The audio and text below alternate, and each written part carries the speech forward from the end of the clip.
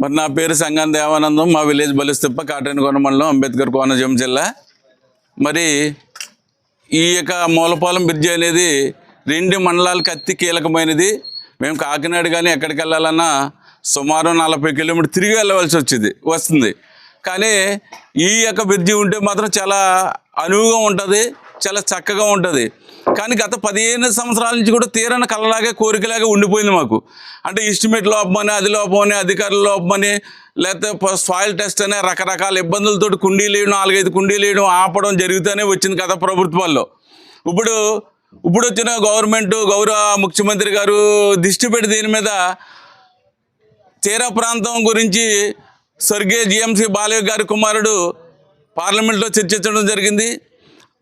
ఆయన నాన్నగారు తీర ప్రాంతాల కాలిబాట వంతులను సుమారు ఇలా బైరేపాలెం నుంచి సిరియానం వరకు కూడా కాలిబాట వంతులను సుమారు 8-9 వంతులను వేయించారు. తీర ప్రాంతంలో చాలా అత్యంత గౌరవమైన వ్యక్తి. తీర ప్రాంత ప్రజలంటే బాలయ్య గారికి చాలా ఇష్టమైన వ్యక్తి. మరి వారి కుమారుడు జిఎంసి హరీష్ గారు ఉన్నారు కాబట్టి అమలాపురం పార్లమెంట్ ఎంపీగా, అదే విధంగా ముమ్మడివరం నియోజకవర్గం ఎమ్మెల్యే గారు దాట్ల సుబ్బరాజు గారు కూడా దీని మీద ప్రత్యేకమైన దృష్టి పెట్టి ఈ వంతెనను అతి తొందరగా పూర్తి చేసి మరి తీర ప్రాంత ప్రజలు రెండు మండలాల ప్రజలు కూడా కోరికని నెరవేర్చే విధంగా కృషి చేస్తారని మరి ప్రభుత్వం దృష్టి పెట్టాలి, అధికారులు దృష్టి పెట్టాలి, గౌరవ కలెక్టర్ గారు కూడా దీని మీద దృష్టి పెట్టాలి. ఏంటంటే గతంలో ఒక ప్రమాదం జరిగిన తర్వాత ఆ ప్రమాదం గురించి 10 రోజులు 15 రోజులు మాట్లాడుకుని ఆ ప్రమాదం గురించి మర్చిపోతున్నాం. గతంలో పశువుల లంకలో స్కూల్ పిల్లలతో వర్షాకాలం టైంలో మునిగిపోయింది. మరి అలాంటి ప్రమాదాలు జరగకుండా ఇలాంటి బ్రిడ్జీలు ఎప్పుడైతే మనం పూర్తి చేస్తామో అలాంటి ప్రమాదాలు జరగకుండా, దాన్ని నోచుకోకుండా ప్రజలు జాగ్రత్తగా ఉండే విధంగా ప్రభుత్వాలు పూర్తిగా దృష్టి పెట్టి ఏదైతే నదీపాయలు ఉన్నాయో అలాంటి నదీపాయల మీద ఇలాంటి బ్రిడ్జీలు ఏర్పాటు చేసి ప్రజలకు అత్యంత సౌకర్యం కల్పిస్తారని అత్యవసరంగా ఏదేమైనా హాస్పిటల్ విషయాల్లో కానీ డెలివరీ టైంలో బాలింతరాలను తీసుకెళ్లాలన్నా మరి పడవ మీద తీసుకురావాల్సి వస్తుంది.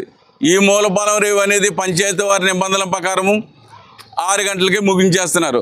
6 గంటలు ముగించేసిన తర్వాత ప్రైవేటు వ్యక్తిని బతిమాలాడుకుని చేసుకురావాలంటే చాలా టైం పడుతుంది. కాబట్టి వర్షాకాలంలో కానీ వానాకాలంలో కానీ చాలా ఇబ్బందికరమైన పరిస్థితులు ఉన్నాయి. కాబట్టి అలా తిరిగి రావాలంటే 40 కిలోమీటర్ల టైం పడుతుంది.